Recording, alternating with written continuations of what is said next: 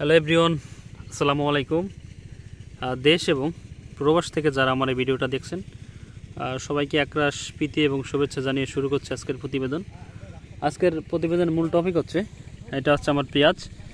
এই পেঁয়াজের বয়স 35 দিনের মতো হবে। এই জমিতে কিন্তু আপনারা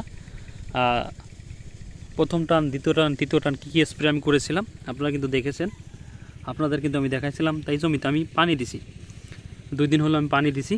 তা পানি দেওয়ার পরে মাশাআল্লাহ খুব চমৎকার একটা রেজাল্ট।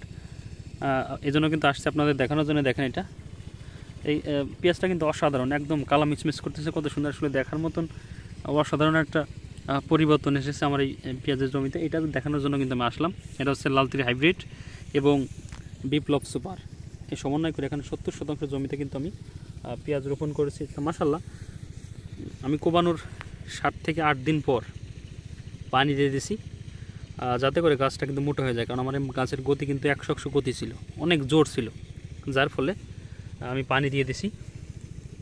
তা মাশাআল্লাহ দেখেন, 1টা 2টা 3টা 4টা 5টা 6টা পাতা কিন্তু অলরেডি বেরিয়ে গেছে। গাছগুলো কিন্তু বেশি লম্বা কিন্তু হয় না, একদম সীমিত লম্বা হয়েছে। আসলে পেঁয়াজের গাছ যদি খাটো থাকে তা সেই পেঁয়াজটা কিন্তু নামে ভালো, পেঁয়াজটা কিন্তু বড় হয়। আর যদি কাটাম, যদি আধখানি কাটাম হয়ে যায়, সেই পেঁয়াজ কিন্তু নামে না।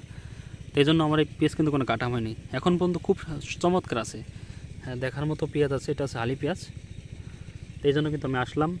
তা আমি লাস্ট সেচ দেওয়ার আগে একটা ভিডিও আপনাদের সামনে আমি করেছিলাম যে রোবলাল, অটোস্টিন আর 20, এই 3টা কিন্তু স্প্রে করে আমি পানি দিয়েছিলাম। 300 রোবলাল, 300 অটোস্টিন এবং এর সাথে সলিমন দিয়েছিলাম বাইরের, এটা দিয়ে কিন্তু আমি স্প্রে করছিলাম লাস্ট। তার 1 দিন পরে কিন্তু আমি পানি দিয়েছিলাম আমার জমিতে। তাই জন্য আপনাদের দেখানোর জন্য আসলাম। তা মাশাআল্লাহ খুব সুন্দর আছে আমার এই ফসলটা, এই জন্য আসলাম আপনাদের সাথে শেয়ার করার জন্য। তা যারা আমার এই ভিডিওটা দেখছেন দেশ এবং প্রবাস থেকে, যে আপনাদের ওইদিকে পেঁয়াজের বর্তমান অবস্থা কী এবং কি পরিমাণ পেঁয়াজ এবার রোপণ করেছে, তো এইটা একটু জানাবেন আপনারা দয়া করে। তা দর্শক, বেশি কথা আর বলবো না। আমার এই ভিডিওটা যদি আপনাদের ভালো লাগে অবশ্যই একটা লাইক করবেন, একটা শেয়ার করবেন, আর চ্যানেল একটা সাবস্ক্রাইব করবেন। তো সবাই ভালো থাকবেন, সুস্থ থাকবেন। দেখা হবে আবারও অন্য কোনো ভিডিওতে। আসসালামু আলাইকুম।